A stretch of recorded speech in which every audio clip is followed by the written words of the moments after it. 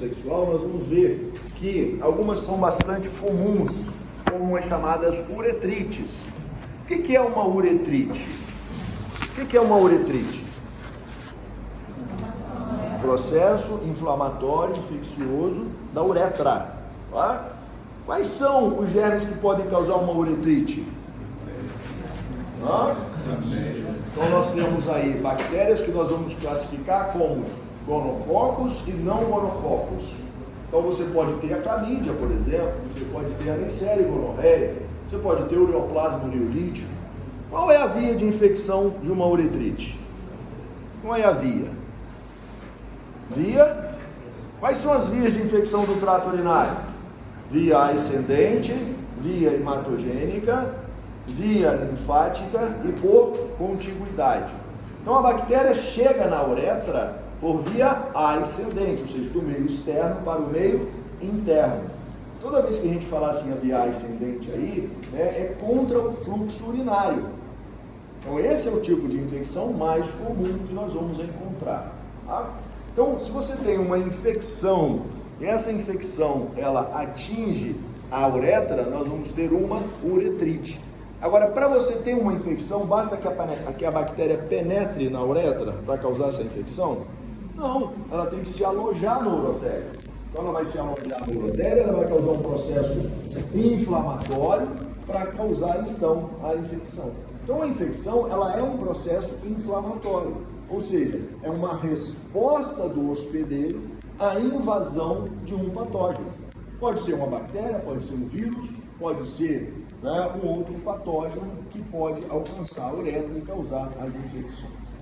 Nós vamos ver que existem algumas infecções de transmissão sexual, vocês já conhecem essas infecções, que são as úlceras genitais. Então a primeira infecção aqui, olha, eu diria para você, escreve para mim esse quadro que você está vendo. O que você está vendo ali? O que você está vendo? No segundo, lá de cima, do lado esquerdo. Parece uma infecção. A presença de uma secreção espessa ou a descarga uretral, certo? Então, a presença de uma secreção espessa saindo pelo lugar uretral, isso é importante, ou uma descarga uretral, porque nós podemos ter outras infecções, como por exemplo, as infecções que atingem o bálano percussial, causando uma bálano-conjuntivite, que não é uma uretrite, ok? Então, aquela descarga uretral, aquela secreção, ela está causando um processo infeccioso inflamatório na uretra. Então, é importante que a gente caracterize nas infecções de transmissão sexual o tipo de secreção que nós vamos encontrar. E aí a gente vai ver isso direitinho. Os outros três aqui fazem diagnóstico diferencial, que a gente chama de uma úlcera genital. Então, quais são as úlceras, o diagnóstico diferencial, ou patologias que vocês conhecem que fazem o diagnóstico diferencial com as úlceras genitais? Sífilis. Qual é a outra? Tornovanose, não é muito comum, mas você tem. Outra. Cancro mole, que é o principal diagnóstico diferencial da sífilis. Mais o que? Herpes, mais o que? Linfogranuloma venéreo. Essas são as 5 patologias principais que fazem um diagnóstico diferencial com uma úlcera genital. Nem todas elas têm como característica principal a úlcera. Então, quando você vê uma figura como essa daqui, olha, você pode identificar como uma úlcera. Aqui você pode identificar como uma úlcera. Aqui, olha, você identifica como uma úlcera? Não, são vesículas. Então essa é a característica desse tipo de patologia que nós vamos ver. Então muitas vezes essas patologias, elas não vão se apresentar inicialmente como uma úlcera, mas elas vão desenvolver uma úlcera quando, por exemplo, ali aquelas vesículas eclodem e fazem parte então do diagnóstico diferencial das chamadas úlceras genitais. Então essas 5 aí são importantes quando a gente conversar com vocês. Então a primeira das patologias, talvez a mais importante em termos de saúde pública, é a sífilis. Nós vamos conversar com vocês sobre a chamada sífilis primária. Toda vez que eu tenho uma infecção de transmissão sexual, Quais são os dados importantes que vocês precisam colher desse paciente? Quais são os dados importantes? Né? A história sexual, né? O número de parceiros, se ele usa algum método, importante também. Mas o tempo de evolução ou o tempo de incubação é importante? Sim. Qual é o tempo de incubação que você espera de um paciente que teve o contato com uma paciente que teve sífilis e desenvolveu uma sífilis? Qual seria o tempo que a gente espera aqui, né, que esse paciente vai desenvolver a doença? É o que a gente chama de tempo de incubação na sífilis primária. Cerca de 21 dias. Então, mais ou menos 21 dias depois do contato sexual, esse paciente vai desenvolver, né, essa lesão. Na uretrite gonocócica, qual o tempo de incubação que você espera? Teve o contato sexual, quanto tempo depois vai apresentar as manifestações da uretrite? 1 a 3 dias, é imediato. Então olha como o tempo é importante. Porque você vai perguntar, cá, quando é que você teve atividade sexual? Ah, eu tive atividade sexual no sábado. Que dia que apareceu essa lesão? Apareceu na segunda-feira. Ah, opa, isso daí provavelmente, né, é uma uretrite gonocócica. Porque as uretrites não gonocócicas, nós vamos ver que o tempo de incubação é maior, né, em torno aí de 15 a 21 dias. Então, o tempo de incubação é importante quando a gente fala, né, com um paciente que está apresentando uma infecção de transmissão sexual. E na sífilis, então, a chamada sífilis primária, nós vamos ver que esse tempo de incubação vai durar mais ou menos 21 dias. Na secundária, 2 meses e depois, né, mais de 1 ano ou até mais disso, a chamada sífilis terciária, que é a sífilis que vai atingir a parte neurológica. Nós vamos ver algumas características importantes dessa que nós chamamos, né, da sífilis. Então, o paciente ele teve contato, mais ou menos 21 dias depois. Qual é a característica, né, ou qual é a lesão característica da sífilis? Qual é a lesão característica da sífilis? Uma úlcera, não é? Agora, como é que a gente caracteriza essa úlcera? Que tipo de úlcera é essa? Ela é única ou ela é múltipla? Única. Ela é dolorosa ou indolor? Indolor. Né? Ela tem um fundo limpo ou fundo sujo? Fundo limpo. Seus bordos são duros ou moles? Duros. Né? Então você caracterizou a úlcera que esse paciente tem. Então nós vamos dizer aqui, olha, que esse paciente tem uma lesão única, de fundo limpo, de borda endurecida, indolor. Agora, na úlcera você pode ter adenomegalia? Você pode ter adenopatia inguinal? Pode. Mas ela é supurativa? Não. Não é? Então essa é uma outra característica importante que nós vamos encontrar nesses pacientes. Porque no linfogranuloma venéreo, a característica da adenopatia é uma úlcera, é uma lesão supurativa, não é? Que faz o diagnóstico diferencial também aqui com a sífilis. Quando a gente tem um paciente que tem uma úlcera, né? E essa úlcera aí é uma úlcera com essas características, nós vamos ver que essas úlceras elas podem aparecer principalmente no suco bala do prepulcial e na glande. Essa seria, né, os 2 locais mais comuns onde nós vamos encontrar as úlceras. Agora, elas podem ser localizadas em outras regiões. O orofaríngeo hoje é um importante local onde a gente precisa também buscar a presença dessas lesões, né, principalmente quando o paciente queixa-se de uma alteração a nível do orofaríngeo, na região do ânus e na mulher, na vulva e no útero. Então, a adenopatia, né, ela pode estar presente, mas essa adenopatia não é uma adenopatia supurativa, tá? Então você vai ter a presença da adenopatia, muitas vezes no paciente com a sífilis. Qual é o diagnóstico diferencial da sífilis? O diagnóstico diferencial vai ser com aquelas outras patologias que nós falamos aqui para vocês, né? E que a gente então vai conversar um pouquinho sobre cada uma dessas patologias, que são patologias que podem cursar com uma úlcera. Agora, o diagnóstico da sífilis, né, inicialmente você caracterizou a úlcera, você caracterizou o tempo de incubação. Agora, como é que eu confirmo o diagnóstico da úlcera? Quem é que provoca, né, esse tipo de úlcera provocado pela sífilis? Qual é o patógeno? Treponema bálido, né, um espiroqueta. Então, eu posso fazer um swab olhar isso no microscópio e identificar a espiroqueta? Posso. É o campo escuro. Né? É o campo escuro. É chamada microscopia em campo escuro, né? Então a gente pode identificar, tá? Agora, quais são os testes que nós vamos utilizar para identificar, né, e diagnosticar com certeza a presença, né, da sífilis? Os testes treponêmicos, os testes não treponêmicos, né? E aí nós vamos ver que os testes treponêmicos e não treponêmicos são aqueles que a gente vai identificar. Lembrando que o VDRL ele não vai estar positivo na fase imediata, tá? Então a gente tem um tempinho aí, geralmente 30 dias, para que a gente possa ter a positividade do VDRL. Então o FTA-ABS, né, imunofluorescência, vai ser aí o mais importante, no caso, em termos de diagnóstico imediato dessa lesão. Então os testes treponêmicos e não treponêmicos, e a microscopia em campo escuro, a gente pode fazer aí, né, o diagnóstico, tá? Então os testes não treponêmicos, o VDRL, geralmente, né, como eu falei, não é positivo na fase aguda, e os testes treponêmicos, o FTA, ABS, IgG e IgM. Então isso é bastante importante. Como é que a gente trata a sífilis primária?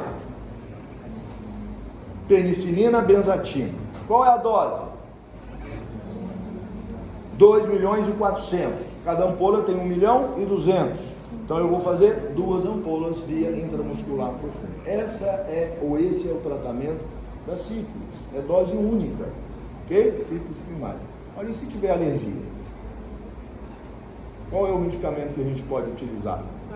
Doxiciclina. Tá? Então, se a paciente tiver alergia, né, a penicilina, a gente pode usar a doxiciclina. Ok? Então, gente, a sífilis, a gente precisa lembrar que isso daqui é muito importante, tá? Porque ela vai desaparecer. Se você não tratar, a úlcera desaparece. E aí ela pode vir 2, 3 meses depois com uma sífilis secundária. Se você não trata, ela vai vir com uma sífilis terciária. E aí é bem mais complexo. Ok? Então, sífilis primária, o diagnóstico aí é um diagnóstico bem importante para você. O segundo tipo de lesão, o segundo tipo de úlcera que nós temos são as lesões do herpes.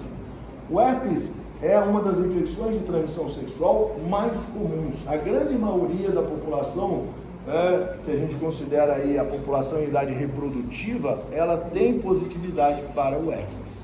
Então nós vamos ver que boa parte da população tem a positividade do herpes. Aqui nós temos um vírus, tipo 1 e o tipo 2. O tipo 1 geralmente é o herpes labial e o tipo 2 o genital. Agora aqui a gente tem uma coisa importante, que são os pródromos. O que é um pródromo? O que é um pródromo? Bem, são manifestações clínicas que aparecem antes da patologia ou antes da manifestação principal. No herpes, qual é a manifestação principal aqui, que a gente considera a principal? A presença das vesículas, são vesículas agrupadas. Quais são os pródromos do herpes? Tanto o labial quanto o genital. Ardência, né? Formigamento, dor, porque ele segue o dermato, né? E você pode ter uma hiperemia. Então o paciente que ele vai ter um herpes, ele vai falar assim, olha, mudou de novo? Está mudando rápido? Tem que parar de mudar isso aqui. Eu acho que agora não muda. Bom, então quando a gente tem o herpes, o paciente vai reclamar para a gente, vai falar assim, doutor, eu sinto uma ardênciazinha, um prurido, né? E 2, 3, 4 dias depois aparecem as vesículas. Aí as vesículas são agrupadas. Essas vesículas duram mais ou menos de 5 a 7 dias e rompem. E aí formam as úlceras. E essas úlceras vão durar mais ou menos uns 3 dias e vão desaparecer. Então aqui nós temos uma patologia que aparece, desaparece, sem que você precise tratar. Nós não temos a cura para o herpes, porque é uma doença viral. Então, por que eu trato herpes? E quando é que eu trato herpes? Adianta eu tratar esse paciente já na fase, né, da úlcera? Não. não tem efetividade, por exemplo, a ciclovir, o panciclovir ou qualquer substância que você vai utilizar aqui. Então você tem que tratar durante a fase aguda, a fase das vesículas, né? Que você vai fazer o tratamento efetivo da doença ativa, né? Ou da doença aguda. Ok? Então, no herpes, a gente tem esses pródromos, a gente tem a presença das vesículas, essas vesículas se rompem e vão formar as úlceras, e essas úlceras vão desaparecer, né, nesse período de mais ou menos 7 a 10 dias. Esse é o período que a gente tem do herpes. Por que então que eu devo tratar esse herpes? Para quê? Para não espalhar?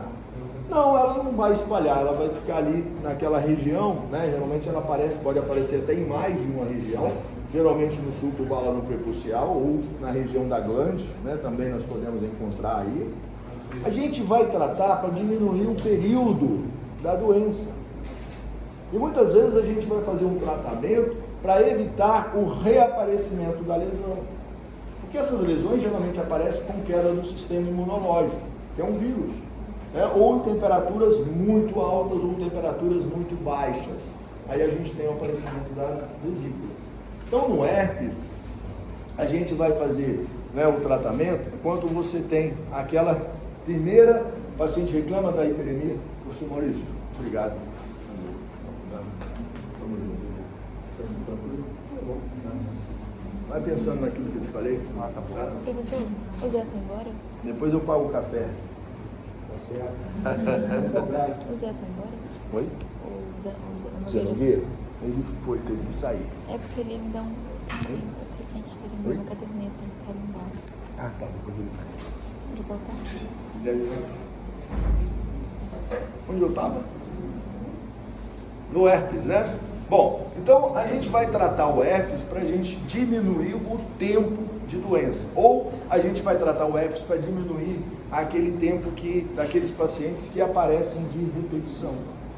Né? Como é que a gente faz o diagnóstico? O diagnóstico ele é clínico. E a gente pode confirmar através da sorologia do herpes, do IgG e o IgM, e também da cultura viral. Tá? Então, geralmente, a gente vai utilizar aqui, né, o IgG e o IgM, que seriam aí, né, as mais importantes para a gente. Tá? Então, aqui já tem campo mole. Então, essa daqui, né, seria o herpes. Então, essas são as vesículas. E aqui você tem as úlceras, né, que vão aparecer aqui. Como é que a gente trata? A ciclovir durante 5 dias, 100 mg, né, você pode usar 5 vezes ao dia, ou 200 mg, você pode usar, né, de 3 vezes ao dia. E naquelas pacientes que apresentam infecções de repetição, você pode fazer o uso de drogas como a ciclovir, 400 mg, durante um período mais prolongado, que pode durar de 30 a 90 dias, ou até mais, dependendo desses ciclos que vão aparecer. Tá? Então, nesse caso é o que a gente vai utilizar aí. Existem vacinas também que podem ser utilizadas. Outro tipo de úlcera que nós temos é o cancro mole. Aqui nós temos o principal diagnóstico diferencial com a sífilis. Tá? O cancro mole ele é provocado por que tipo de patógeno? Qual a bactéria que causa o cancro mole? A Haemophilus ducreyi, né? O Haemophilus ducreyi. Quanto tempo depois do contato sexual? Não. Cancro mole.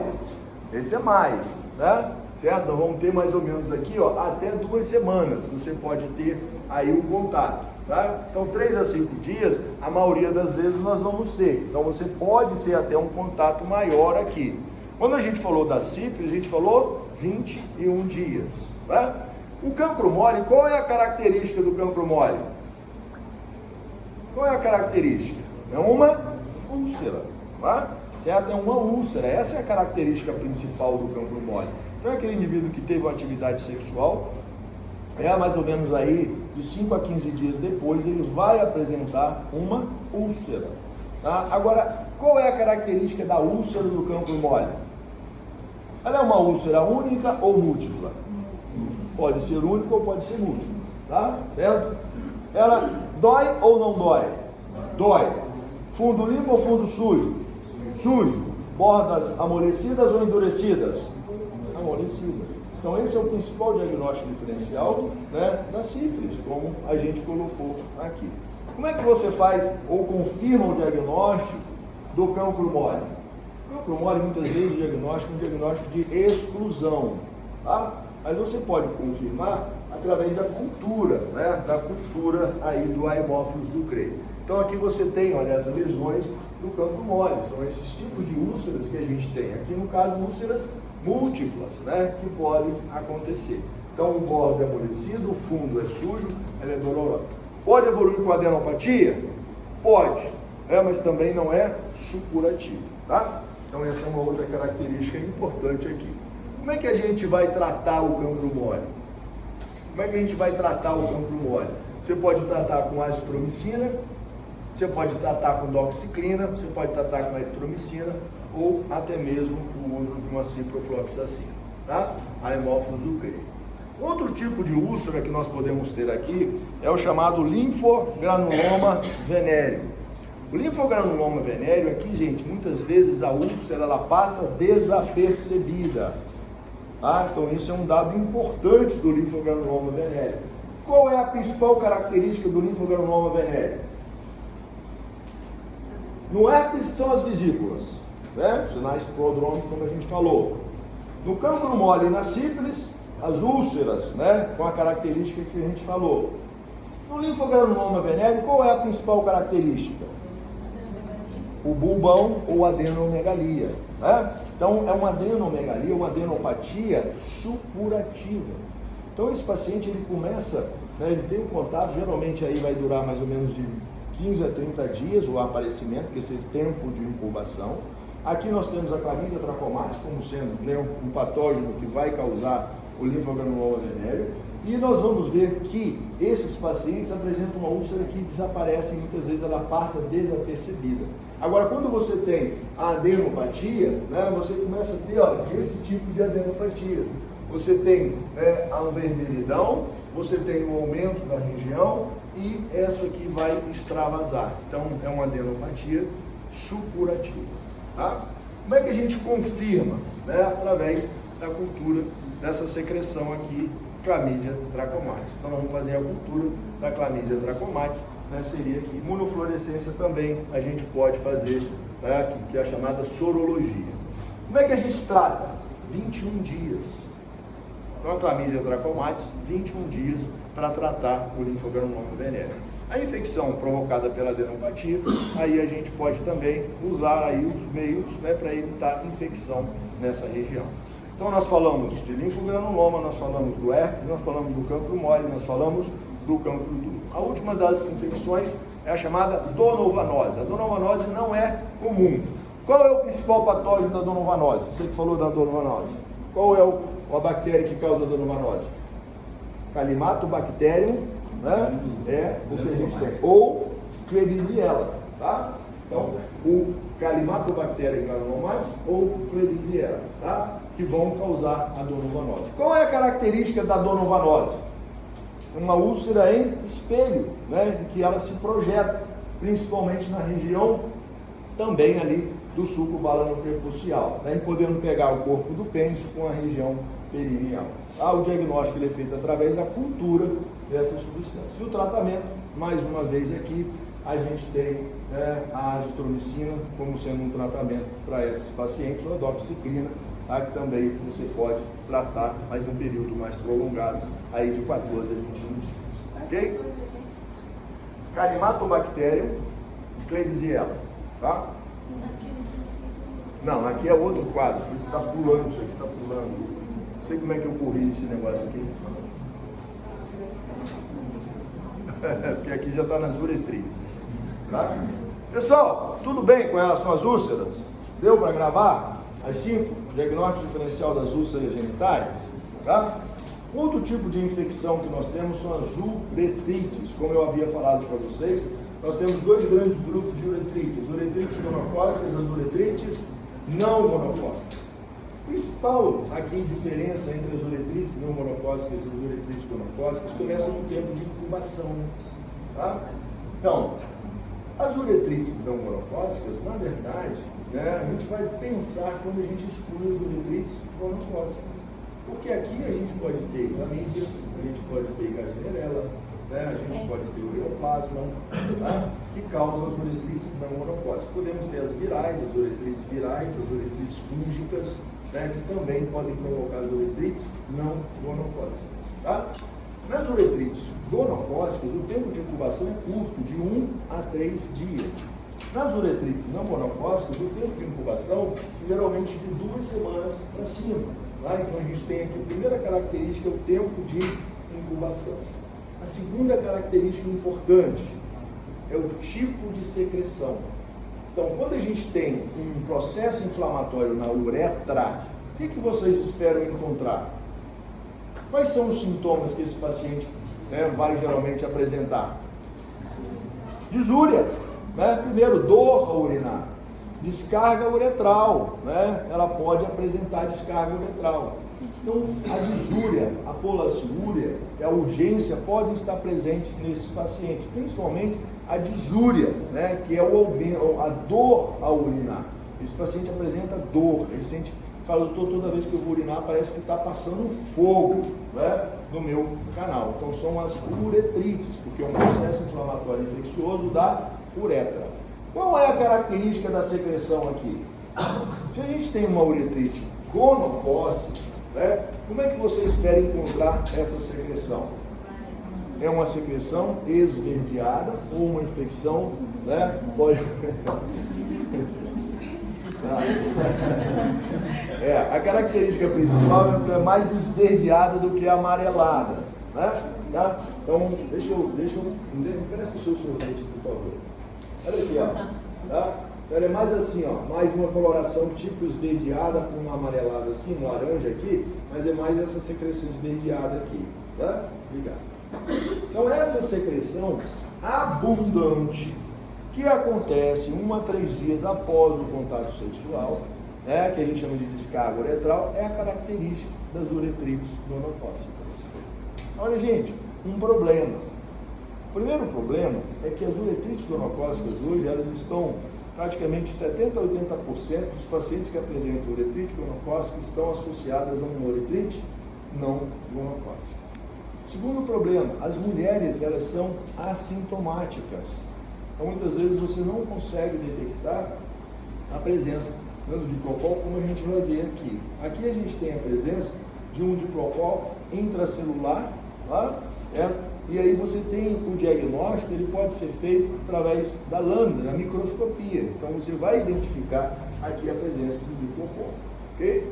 Nas mulheres, você precisa da cultura. Então você precisa fazer a cultura para você fazer o diagnóstico na grande maioria das vezes. E elas são assintomáticas, tá? Então geralmente as mulheres são assintomáticas. Vamos ver alguns aspectos importantes dessa uretrite. Então ela é transmitida pelo contato sexual. Então essa questão de pegar, né, uma uretrite gonocócica, o que a gente chama de gonorreia, em banheiro público, isso é a história da carochinha, tá? Porque o gonococo ele morre muito facilmente em contato com o ar. Então você não vai pegar isso, você vai pegar no contato sexual, tá? Então o contato sexual é a transmissão mais importante. É um diplococo gram-negativo intracelular que vai provocar as uretrites gonocócicas. E aqui a gente tem um processo infeccioso inflamatório que vai aparecer mais ou menos 1 a 3 dias em alguma literatura, e outros vocês vão encontrar 2 a 5 dias. É uma patologia que vai atingir aí o adulto jovem, e a principal característica é essa secreção aqui, ó, é mais esverdeada, tá, do que amarelada, mas visão esverdeada, onde você tem aí um processo inflamatório na uretra.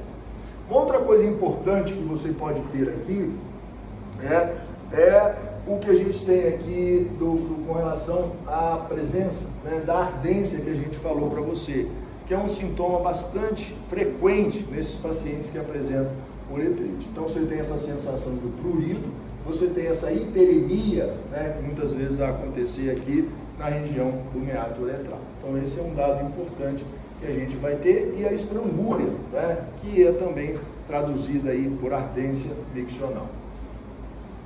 Em alguns pacientes você pode ter febre e outras manifestações, que é menos comum aí do que a gente chama das uretrites gonocócicas. Então essa daqui é a uretrite gonocócica. Essa daqui, né, é mais característica da uretrite não gonocócica, né, que é o que a gente chama de gota matinal, né, uma secreção esbranquiçada de pequena quantidade.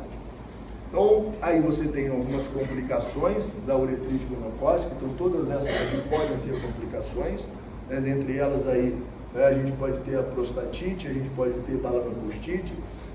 Há muitos anos atrás era o principal problema com relação às estenoses de uretra, então as uretrites gonocócicas causavam estreitamentos de uretra, né? Hoje com o uso dos antibióticos, né, e o uso das medicações mais efetivas, raramente você tem. A presença de faringite, né, também é importante, a presença de conjuntivite gonocócica, que o paciente ele tem contato, né, com a secreção, passa no olho e forma a chamada conjuntivite gonocócica. Então você pode ter essas alterações aqui, né, e essas alterações também podem ser provocadas pelo gonocolo. O, né, que a gente está mais importante das uretrites, então você tem aqui a característica das uretrites gonocócicas. Então o diagnóstico ele é feito através, né, da microscopia com diplocólicos gram-negativos intracelulares, né, a maioria dos homens a gente vai fazer o diagnóstico dessa forma, mas lembrar que na mulher, né, você não vai ter a cultura, o método de Thayer-Martin é o que a gente vai fazer aí o diagnóstico, né, da cultura nas mulheres. Tá? Isso é um dado bastante importante, porque elas geralmente são assintomáticas. Então muitas vezes a gente pergunta, e aí, como é que está a sua parceira? Não, eu estou sentindo nada. Né? Aí você precisa fazer, porque muitas vezes ela é assintomática e vai continuar a transmissão. Como é que a gente trata a uretrite gonocócica? Tá? A uretrite gonocócica, como eu falei, ela é muito facilmente eliminada. Então você pode utilizar aqui a ceftriaxona intramuscular, é uma droga boa de escolha para esses pacientes em dose única. Você pode utilizar a ciprofloxacina também aí durante a dose única ou 3 dias, que a gente pode utilizar, geralmente a gente usa 3 dias, né, e outros antimicrobianos que você pode ser efetivo. Então todas essas aqui são drogas que você vai utilizar para essas pacientes, tá? Então a gente dá preferência lá nos guidelines, você vai encontrar hoje ceftriaxona. Na verdade, o tratamento das uretrites hoje, pela recomendação da OMS, você vai ter ceftriaxona intramuscular e azitromicina 1 grama, em função da associação que você tem das uretrites gonocócicas com as uretrites não gonocócicas, tá? Mas, né, dentro de qualquer um desses, né, antibióticos, você pode eliminar ela. Então, considerar a presença da Chlamydia trachomatis do Trichomonas, quando você não tem melhora da ardência ou da estrangúria, ou a presença daquela gota matinal que a gente falou, né? Vai estar bastante associado aqui. E lembrar que toda vez que você tem uma infecção de transmissão sexual, parceira precisa ser tratada e esses pacientes aí, né, precisam ser encaminhados para tratamento específico. Das uretrites não gonocócicas, e aí olha que a gente tem vários patógenos que podem levar as uretrites não gonocócicas, né? Inclusive patologias virais, como a gente já falou, patologias fúngicas, mas as bacterianas são as mais comuns. A mais comum delas é a Chlamydia trachomatis. Então aqui o tempo de incubação é bastante diferente. Enquanto que numa uretrite gonocócica 1 a 3 dias, nas Chlamydia trachomatis aqui, geralmente 15 dias, né? Um aparecimento mais tardio, né, com relação a essas infecções. Nas uretrites não gonocócicas, a característica principal vai ser o que a gente chama de uma hiperemia do meado e o que a gente chama de gota matinal. Como é uma infecção da uretra, a gente tem também aqui um processo inflamatório infeccioso na uretra, e daí a disúria, a estrangúria, também é uma queixa muito comum nesses pacientes, tá? Então, né, Chlamydia trachomatis é o que a gente tem aí como patógeno principal. Existe uma síndrome chamada síndrome de Reiter, que é provocada pela Chlamydia trachomatis, e as uretrites estão inclusas aí nessa síndrome. Toda vez que a gente tem uma síndrome, é um conjunto de sinais e sintomas, tá? Então você tem essa síndrome que pode então estar presente aqui. Bom, nós vamos ver aqui também, né, nas parceiras, que essas mulheres raramente apresentam sintomas típicos, é um outro problema, e você pode ter o desenvolvimento nas mulheres de doença inflamatória pélvica, né, que é bastante importante. Então, o mais comum, hiperemia e a presença, então, dessa gota, chamada gota matinal, clamídia trachomatis, a síndrome de Reiter, então, que a gente tem prostatite, epididimite, balanite e conjuntivite, que podem acontecer aí também nesses pacientes. O diagnóstico ele vai ser feito através da cultura, então eu posso fazer a cultura da clamídia ou, né, a imunofluorescência. Então são as duas formas principais de fazer o diagnóstico. O PCR também é uma outra forma de fazer, né, mais agudo aqui, mas eu posso fazer a cultura e posso fazer a imunofluorescência para detectar a presença da clamídia. E aí nós vamos ver a ausência de gonococos e sinais clínicos justifica o tratamento de uma uretrite não gonocócica. Tá? Então esse é um dado importante quando a gente tem, né, a presença desses processos inflamatórios aqui.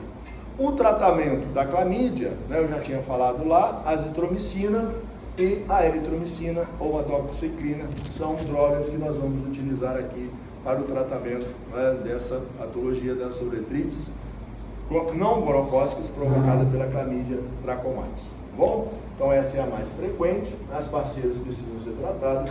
Lembrar que o HIV, né, pode também estar presente aí. Então aqui a síndrome de Reiter, né, que a gente vai ter, e, né, lembrar a conjuntiva, as doenças articulares e as uretrites, podendo provocar essas alterações. Se eu usar a eritromicina ou doxiciclina, tratamento durante 7 dias. Então essas são, né, as principais uretrites, né, que a gente tem para vocês aí. Uma outra patologia de infecção e transmissão sexual muito comum, muito frequente, é o que a gente chama do HPV, né, que é o papiloma vírus humano. Aqui nós temos algum conhecimento, mas há também alguma obscuridade com relação ao HPV. Algumas coisas a gente ainda não sabe, né, a respeito do HPV.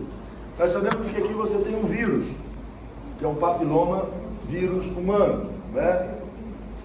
Essa é uma DST bastante comum, né, bastante frequente também. Já foi das DSTs aqui, hoje é considerada, né, a DST mais frequente, tá? O HPV. Assim, rápido aqui. Então você tem aqui, olha, das infecções de transmissão sexual. Então o HPV é considerada hoje, né, a infecção de transmissão sexual mais comum. Até algum tempo atrás, né, o herpes era considerado muito comum, né, uma das patologias virais também, mas hoje o HPV ele é bastante importante. Então nós vamos ver que 10 a 20% da população tem o HPV. Aqui, gente, nós podemos ter a presença do vírus, mas não podemos ter a manifestação do vírus. São coisas diferentes. Então o que a gente vai chamar de doença clínica e doença latente, tá? Então os pacientes eles podem abrigar o vírus, mas podem não manifestar, né, a manifestação clínica ou a clínica, né, do HPV. Qual é a principal característica do HPV em termos clínicos? Qual é a característica? O que você vai encontrar? Verrugas. Então a presença de verrugas genitais. No homem, né, nós vamos ver que o sulco balano prepucial, a glande ou prepúcio são os locais mais comuns, né, podendo também atingir o corpo do pênis, tá? Mas esses são os locais mais comuns que nós vamos encontrar aí do HPV. Bom, o HPV, né, a gente falou aqui, 75% da população, né, sexualmente ativa teve contato com HPV, alguns vão, né, ter, outros não vão. O sistema imunológico pode eliminar esse vírus, então algumas coisas a gente, né, sabe, outras coisas a gente ainda não sabe. Mas é importante saber que um percentual muito pequeno dos indivíduos que têm o HPV vão ter o desenvolvimento da doença, ou seja, vão apresentar as verrugas genitais, tá? Então esse é um dado aí bastante importante e você vê ali 60% você já tem anticorpos contra eles. Qual é o problema do HPV? O problema do HPV, né, você sabe que o HPV ele pode estar presente na região, né, cutânea. Então você pode ter, né, outros locais que não a região genital, né, que são chamados genitotrópicos do HPV. Tá? Você pode encontrar essas verrugas. Tá? Então, por exemplo, as cutâneas, né, são as principais, são essas aqui, são chamados subtipos. Dos chamados genitotrópicos, ou seja, que atingem, né, a mucosa, porque você sabe também que ela vai estar presente ali na região subepitelial, então ela tem a mucosa, submucosa, então ela vai estar, né, presente ali, ela não vai até a derme, ela fica bastante superficial, né, o HPV. Então nós vamos ver que nós temos mais de 45 sorotipos. A importância do HPV é que nós temos o que a gente chama do HPV de alto risco e o HPV de baixo risco. Alto risco e baixo risco para quê? Para lesões neoplásicas. Tá? Então a gente sabe que existe uma associação entre o HPV e o câncer de pênis. Existe uma associação importante aqui, mais ou menos 10 a 15%, nós podemos, no câncer de pênis, nós podemos ter secundário ao HPV. Mas o mais importante é nas mulheres, que é o câncer de colo de útero. E a gente sabe que essa incidência é muito elevada. Então nós temos os chamados HPV de baixo risco, o mais importante aqui é o 6 e o 11, e nós temos o HPV de alto risco, que é o 16, o 18 e o 45. Tá? Então esses são os 3 principais subtipos que estão ligados à parte oncogênica do HPV. Então a importância do HPV é essa daqui. Tá? Então nós temos aqui a presença de uma lesão, que a gente chama de condiloma, e a presença seriam as verrugas genitais. Então elas podem se manifestar de diferentes formas, que a gente vai encontrar aí nessas regiões que a gente falou para vocês. Então a forma clínica do HPV são as verrugas genitais. Então aqui você vê os principais locais, onde você vai encontrar. Então o principal é no prepúcio e no sulco balano prepucial. Ele vai se apresentar como geralmente vegetações, mas pode se apresentar também na forma plana, que é uma outra forma do HPV. Então nós vamos ver vegetações multifocais, multicêntricas, pedunculadas ou sésseis, localizadas então na região epitelial ou subepitelial. Então essa daqui, olha, vocês já ouviram, já devem ter ouvido falar em crista de galo. Tá? Então essa lesão aqui é chamada lesão em crista de galo, que parece uma crista do galo. Tá? Então isso daqui que a gente tem. Você tem aqui, olha, uma lesão que pode atingir o meato. Aqui uma lesão que você tem na região do prepúcio.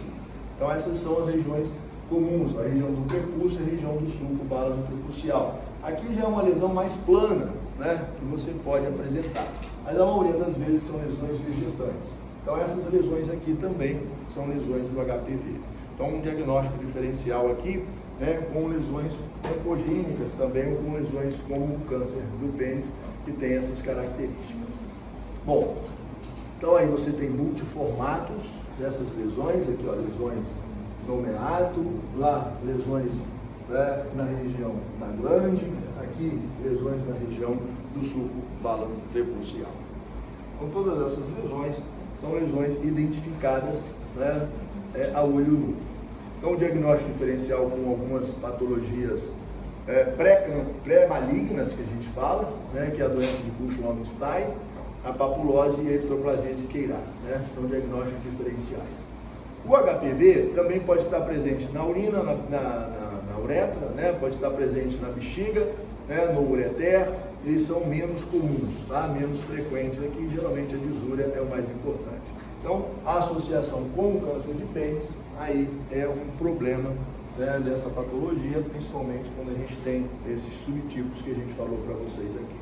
Então, aqui você tem o potencial oncogênico, então 16, 18 e 45, que são as mais importantes, e de baixo a 6 e a 11, como a gente falou ali para vocês.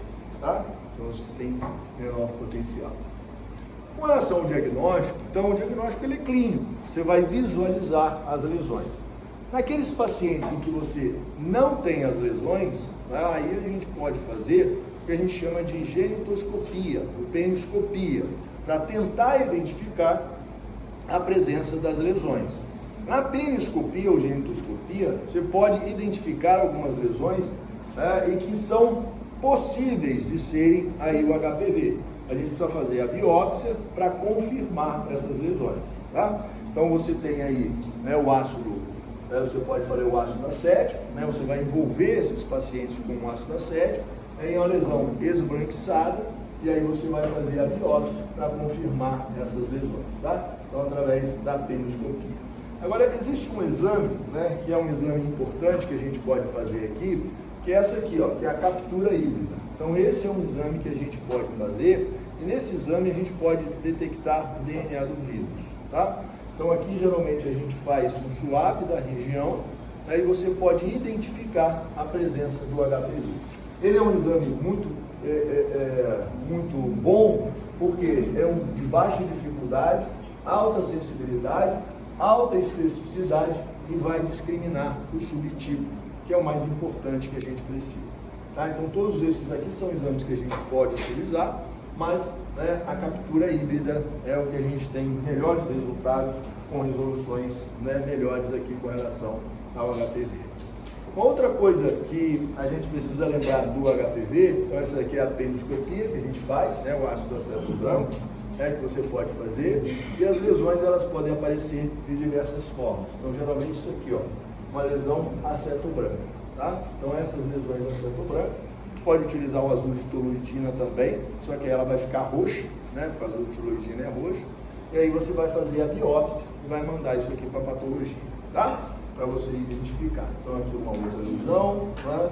Então, essas são as lesões que a gente pode encontrar. A genitoscopia. Como é que a gente faz, né, o tratamento do HPV? O tratamento do HPV, primeiro, quando é que a gente vai fazer o tratamento? Quando você tem as verrugas, tá? E aí você vai tratar. Como é que você trata? Tirando as verrugas. Como elas são, né, epiteliais, subepiteliais, né, você vai fazer um procedimento citodestrutivo, então você pode utilizar qualquer uma dessas substâncias. E aí nós temos a criocauterização, né, o uso de ácidos, né, em que a gente vai cauterizar, né, essas verrugas, ou a eletrocauterização, né, que a gente vai um pouquinho mais profundo, né, com essas lesões. E aí a gente vai retirar, então, essas verrugas.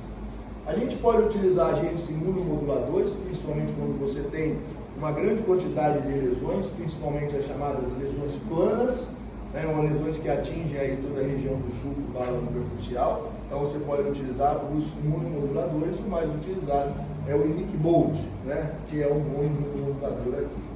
A quimioterapia é muito pouco utilizada aqui porque ela é muito lesiva e acontece uma destruição muito grande da mucosa. Tá? Então os pacientes reclamam muito, principalmente com 5-fluoracil, né, que é uma pomada que você pode usar aqui. E hoje a gente tem as vacinas, tá? Então as vacinas hoje elas são liberadas tanto para o paciente do sexo masculino como para o paciente do sexo feminino, né? E hoje a gente tem as vacinas quadrivalentes e hoje também a gente ainda tem, né, para 6 tipos diferentes, de HPV. Então a gente tem um desenvolvimento muito grande com relação a essas vacinas e a saúde pública ela disponibiliza, essas vacinas aqui. Então o HPV, o grande problema aqui são os chamados subtipos de alto risco, tá? Principalmente no homem aí, a desenvolvimento do câncer de pênis e nas mulheres, né, o câncer de colo de útero, que é bastante importante.